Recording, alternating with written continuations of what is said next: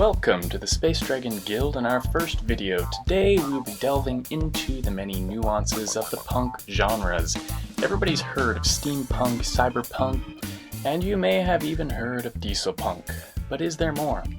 Some define punk genres as a futurized version of a particular culture set in a dysfunctional society, while others simplify this definition to a particular era's concept of the future. I'm going to chronologically list and examine some of the punk genres along with some of their lesser-known subgenres. Are they all the same, or are they distinct? You decide. First up, stone punk. Stone punk is a modern society based on the natural elements of the Stone Age. Basically, what would the Stone Age look like if it advanced but did not evolve? The name might sound strange, but it can actually be an interesting concept with stunning visuals. Note the combination of dinosaurs with machine guns. Many video games such as Ark have made this genre popular. Next, sandal punk. Let's go back to a time when everybody wore sandals. Now let's give them a few simple futuristic inventions and watch them kill each other off. That's pretty much the gist of sandal punk. It's most often set in Greek, Roman, and even Arthurian cultures. I think my favorite example is Prince of Persia. Expect at least one ancient god to make an appearance. Clock punk, a steampunk predecessor. Imagine a Renaissance world with advanced Da Vinci-inspired tech. This is the basis of clock punk. Advanced analog tech at the height of Italian Renaissance and Baroque eras. The best example of this genre would be the Three Musketeers from 2011. Steampunk. As I said before, this is one of the most popular punk genres. It includes a huge cultural range beginning as early as the 1800s and continuing all the way through the start of the 20th century. Steampunk is characterized by steam-powered vehicles and airships set in the Victorian society and often portrayed in an alternate reality, idealized London. Phlebotinum-induced steampunk.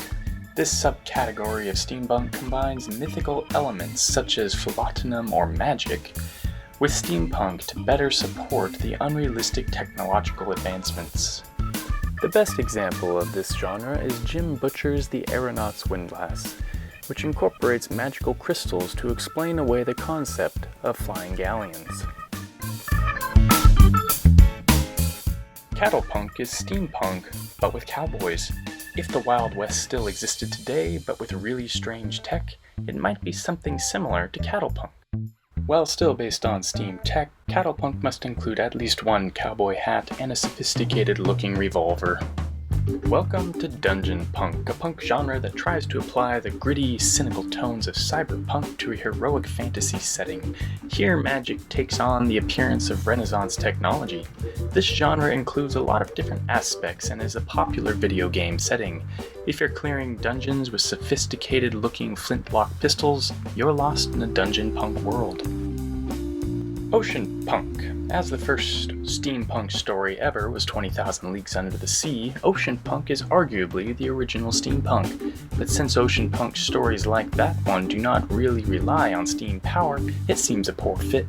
Basically, ocean punk is still Victorian in nature, but perhaps in the later Victorian era.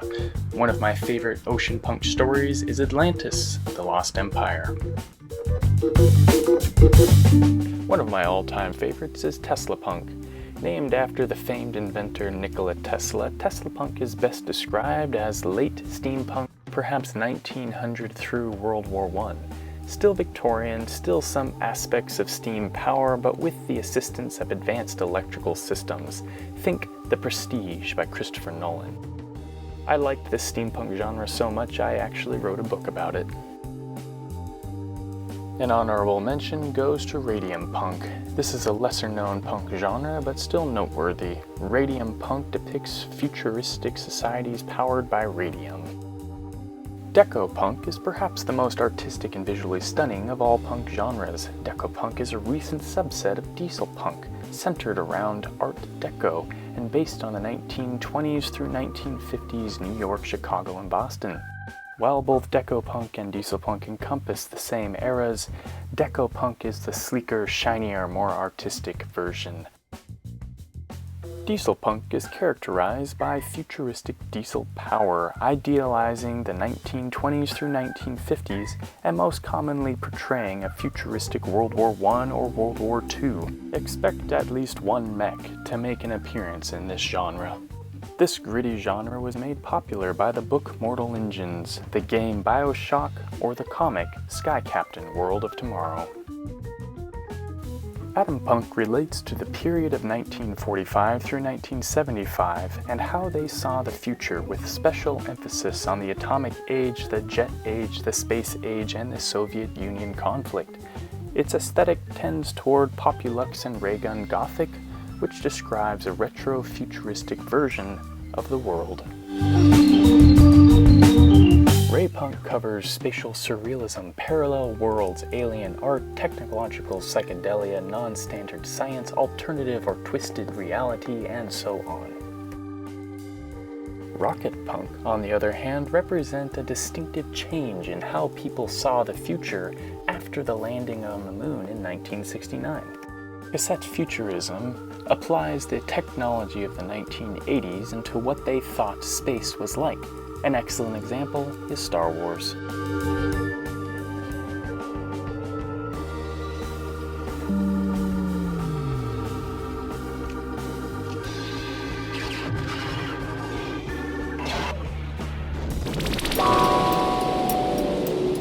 Desert Punk, unlike Cattle Punk, has all of the modern tech without any Victorian society or steam power.